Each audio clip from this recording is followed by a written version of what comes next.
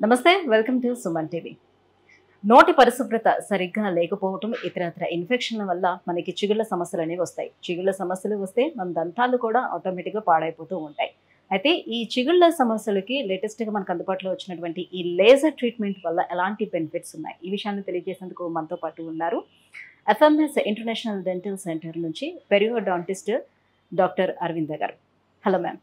Hello Sujitha గారు, నమస్తే. నమస్తే మ్యామ్. చిగుళ్ళ సమస్యల విషయానికి వస్తే ఈ చిగుళ్ళ సమస్యలు అనేవి ఎన్ని రకాలుగా ఉంటాయి? కామన్గా వచ్చే ప్రాబ్లం ఏంటంటే చిగురు ఇన్ఫెక్షన్, జింజివైటిస్, పెరిడాంటైటిస్ అంటాం. జింజివైటిస్లో చిగురు నుంచి రక్తం రావడం, చిగురు వాపులు, చిగురు ఎర్రబట్టడం, తర్వాత అది ట్రీట్ చేసుకోకపోతే అది ఇంకా సివియర్ అయిపోయి పెరిడాంటైటిస్కి వెళ్తుంది. పెరిడాంటైటిస్లో పేషెంట్కి పళ్ళ మధ్య గ్యాప్స్, తర్వాత పళ్ళు కదలడం, సెన్సిటివిటీ, నోటి దుర్వాసన అండ్ అల్టిమేట్లీ పళ్ళు కోల్పోవడం అనే ప్రాబ్లం ఉంటుంది. ఈ కామన్ ప్రాబ్లమ్సే కాకుండా ఇతర చిగురు సమస్యలు ఏంటంటే పెరికోర్నైటిస్ అంటాం. అంటే ఇప్పుడు ఏదైనా కొత్త పన్ను నోట్లోకి వస్తున్నప్పుడు చిగురు అడ్డు ఉండి దాని కింద ఇన్ఫెక్షన్ ఫామ్ అవ్వడం, అలాంటి ఇబ్బందులు ఉంటాయి. ఒక్కొక్కసారి టంగ్ టై అనే ప్రాబ్లం ఉంటుంది. అంటే పిల్లల్లో చూస్తాం ఇది. టంగ్కి మరియు చిగురుకి కనెక్షన్స్ ఉంటాయి అన్నమాట. దానివల్ల ఏంటంటే నాలుక సరిగా ఎక్స్టెండ్ చేయలేకపోవడము, మాటలు సరిగ్గా రాకపోవడం, ఫ్రీనమ్స్ అని ఉంటాయి. టంగ్కే కాకుండా అవి పెదవికి కూడా అటాచ్ అయి ఉంటాయి. ఇంకోటి ఏంటంటే ఒక్కొక్కసారి బినైన్ గ్రోత్స్, అంటే చిగురు గడ్డల్లాగా అలా ఏర్పడుతుంటే ఎస్పెషలీ ప్రెగ్నెన్సీలో చూస్తాం అన్నమాట ఇది. మ్యామ్, ఇప్పుడు మీరు చెప్పినటువంటి ఈ చిగుళ్ళ సమస్యలన్నిటి కూడా ఎటువంటి చికిత్సలు అందుబాటులో ఉన్నాయి? చిగురు ఇన్ఫెక్షన్ అయితే జింజివైటిస్, పెరిడాంటైటిస్ అని అన్నాం కదా, వాటికి ఫస్ట్ క్లీనింగ్తో స్టార్ట్ చేస్తాము. ఒకవేళ పెరిడాంటైటిస్ అయితే ఓన్లీ క్లీనింగ్ సరిపోదు. అలాంటి కేసెస్లో లేజర్ ట్రీట్మెంట్స్, ఒక్కొక్కసారి ఫ్లాప్ సర్జరీ, బోన్ గ్రాఫ్టింగ్ అవి చేస్తాం. మిగతా సమస్యలు అంటే పెరికోర్నైటిస్, కొత్తగా వస్తున్న పన్నుకి ఏమైనా అడ్డుగా ఉంటే చిగురు, లేదా ఇట్లా ఫైబ్రస్ బ్యాండ్స్, ఫ్రీనమ్స్ అన్నాం కదా, అలాంటివి, లేదా చిగురు వాపులు అలాంటివి ఉంటే సర్జికల్గా కానీ లేజర్తో కానీ అవి తొలగించాల్సి వస్తుంది. అంటే కొంతమందికి చిగురు అనేది ఎక్కువగా కనిపిస్తూ ఉంటుంది అండ్ మోర్ ఓవర్ అది చాలా బ్లాకిష్గా కూడా ఉంటుంది. ఎందుకు అలా అయిపోతుంది వాళ్ళకి? అంటే మన ఇండియన్స్లో ఇప్పుడు మన స్కిన్ కలర్ మెలనిన్ మనం యూజువలీ డార్కర్ వేరే వాళ్ళతో కంపేర్ చేసుకుంటే అది జస్ట్ ఫిజియోలాజిక్, అదేం డిసీజ్ ఏం కాదు. మెలనిన్ అనే పిగ్మెంట్ వల్ల మనకి అలా నల్లగా కనిపిస్తాయి. అయితే అది మన ఫేస్ స్కిన్తో మ్యాచ్ అవ్వకపోతే కొంచెం ఆడ్గా కనిపిస్తుంది, అప్పుడు కరెక్ట్ చేయాల్సి వస్తుంది. అప్పుడు ఏం చేస్తామంటే చిగురు పైన పొర అనేది తొలగిస్తాం. దాంతో కొంచెం చిగురు కొత్తగా మళ్ళీ ఫామ్ అయినప్పుడు పింక్గా టర్న్ అవుతుంది. అప్పుడు పేషెంట్కి కాస్మెటిక్గా కొంచెం బెటర్ ఉంటుంది. ఇట్లాంటి కాస్మెటిక్ ప్రాబ్లమ్స్, ఒక్కొక్కసారి గమ్మీ స్మైల్ అంటాం. అంటే నవ్వినప్పుడు చిగురు ఎక్కువగా కనిపించడం, పన్ను పరిమాణం అనేది తక్కువగా కనిపిస్తూ ఉంటుంది. జింజైవల్ కాంటూరింగ్ అంటాం. ఎక్కువగా ఉన్న చిగురుని కట్ చేసి కొంచెం షేపింగ్ లాగా చేస్తాం. సో ఈ చిగురు కట్ చేసే దగ్గర మనం ఐదర్ సర్జికల్గా బ్లేడ్స్ తోటి చేయొచ్చు, లేకపోతే లేజర్ ట్రీట్మెంట్స్తో కూడా చేసుకోవచ్చు. సో ఇంతకుముందు మీరు ట్రీట్మెంట్స్లో భాగంగా చెప్పారు లెనాప్ అని. సో అంటే ఏంటి ఆ లెనాప్ ట్రీట్మెంట్, ఎలా ఉంటుంది అండ్ లేజర్ చికిత్స వల్ల కూడా ఎలాంటి బెనిఫిట్స్ ఉంటాయి మనకి? లెనాప్ అండర్స్టాండ్ చేసుకోవాలంటే ఫస్ట్ మనం లేజర్లో టైప్స్ ఏంటి అనేది చూసుకోవాలి. ఏ టిష్యూస్ని ట్రీట్ చేస్తున్నాం అనే దాన్ని బట్టి రెండు రకాల లేజర్స్ ఉంటాయి. Soft tissue lasers, hard tissue lasers. Soft tissue లేజర్స్లో డయోడ్, ఎన్డియాగ్ ఇట్లాంటి లేజర్స్ ఉంటాయి.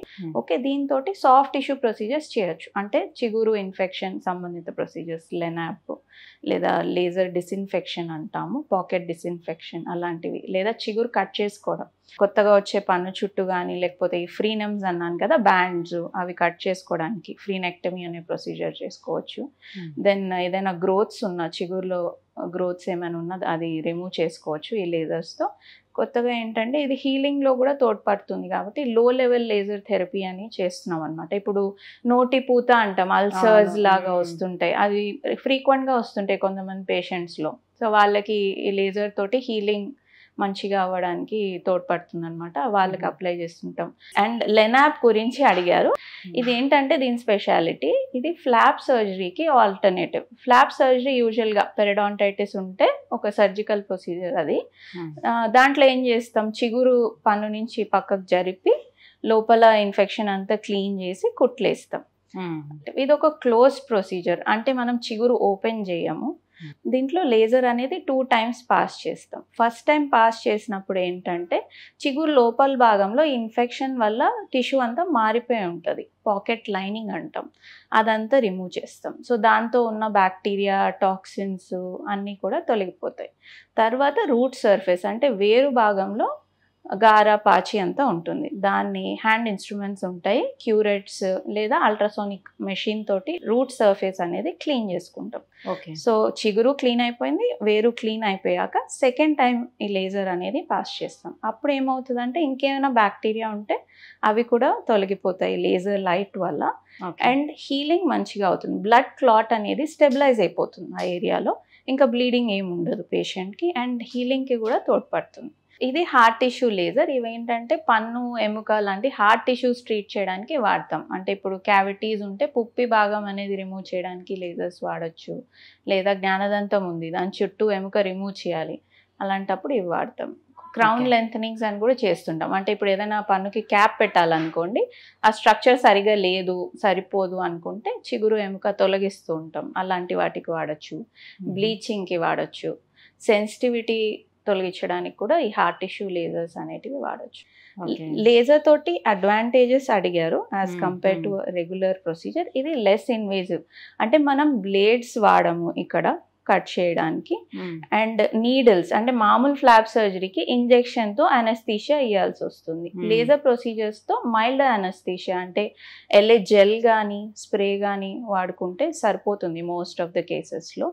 అండ్ సూచర్స్ ఉండవు, కుట్లు ఉండవు, సో మళ్ళీ పేషెంట్ రావాల్సిన అవసరం ఉండదు, హీలింగ్ దానంతది అయిపోతుంది. మళ్ళీ అది హీల్ అవ్వటానికి టైం తీసుకోవటం అలాంటిది ఏమీ ఉండదు.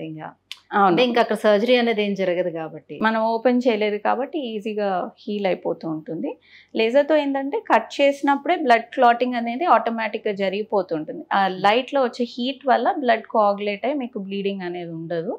సో బ్లడ్ థిన్నర్స్ తీసుకునే పేషెంట్స్లో లేదా ఏదైనా మెడికలీ కాంప్రమైజ్డ్ పేషెంట్స్ అంటే కార్డియాక్ పేషెంట్స్లో ఎవరిలో అయితే సర్జరీ చేయలేమో వాళ్ళలో ఈ లెనాప్ ప్రొసీజర్ అనేది, లేజర్ ప్రొసీజర్స్ అనేది చేసుకోవడం బెటర్, కన్వీనియంట్ వాళ్ళలో.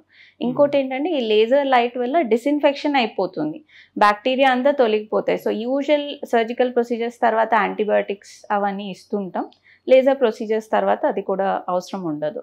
మ్యామ్, లేజర్తో ఎలాంటి బెనిఫిట్స్ ఉన్నాయో చెప్పారు, దీంట్లో ఏమైనా డిసడ్వాంటేజెస్ కూడా ఉన్నాయా? ఈ లెనాప్ తోటి ఒక చిన్న డిసడ్వాంటేజ్ ఏంటంటే ఇప్పుడు సపోజింగ్ మనం బోన్ గ్రాఫ్టింగ్ చేయాలి అంటే ఇది క్లోజ్డ్ ప్రొసీజర్ కదా, సో బోన్ గ్రాఫ్టింగ్ లాంటివి అటెంప్ట్ చేయలేము లేజర్ తోటి. ఒకవేళ పేషెంట్కి బోన్ గ్రాఫ్టింగ్ అవసరం ఉంటే మనం రెగ్యులర్ ఫ్లాప్ సర్జరీకి వెళ్ళాల్సి ఉంటుంది. ఇంకోటి ఏంటంటే ఈ ఎక్విప్మెంట్ కాస్ట్ అనేది కొంచెం ఉంటుంది కాబట్టి మీకు ట్రీట్మెంట్ కొంచెం additional cost as compare to surgical treatment కంటే ఇది హయ్యర్ కాస్ట్ ఉంటుంది.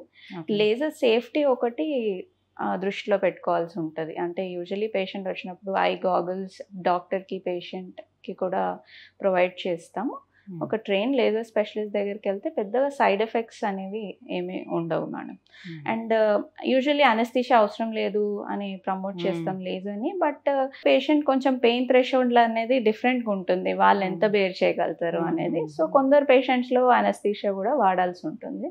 So case to case differ అవుతుంది అది. సో ఆఫ్టర్ ట్రీట్మెంట్ తర్వాత వాళ్ళు ఏమైనా ప్రత్యేకించి ప్రికాషన్స్ తీసుకోవాల్సి ఉంటుందా దీనికి? యూజువల్లీ బ్లీడింగ్ ట్రీట్మెంట్ చేసేటప్పుడే ఆగిపోతుంది. So but usually 24 to 48 hours వరకు కొంచెం జాగ్రత్తగా ఉండమని చెప్తాము. అంటే మళ్ళీ బ్లీడింగ్ ఇంట్లో అవ్వకుండా సాఫ్ట్ ఫుడ్స్ తీసుకోవడము, మరీ హాట్ ఫుడ్స్ అవి తీసుకోకపోవడము అవాయిడ్ చేయమంటాం. స్మోకింగ్ ఏమైనా ఉంటే అవాయిడ్ చేయమని చెప్తాము. యూజువల్లీ కొన్ని రోజుల వరకు అంటే 10 to 14 days వరకు సాఫ్ట్ బ్రష్ అది వాడాల్సి ఉంటుంది. అదర్వైజ్ ఇంకా స్పెషల్గా ఏమి ఉండదు మ్యామ్ లేజర్స్ తోటి. Right, thank you so much ma'am. So చిగుళ్ళ సమస్యలకు కారణాలు అట్ ద సేమ్ టైం అందుబాటులోకి వచ్చినటువంటి లేజర్ ట్రీట్మెంట్ గురించి తెలియజేసినందుకు thank you. Thank you Sujitha గారు.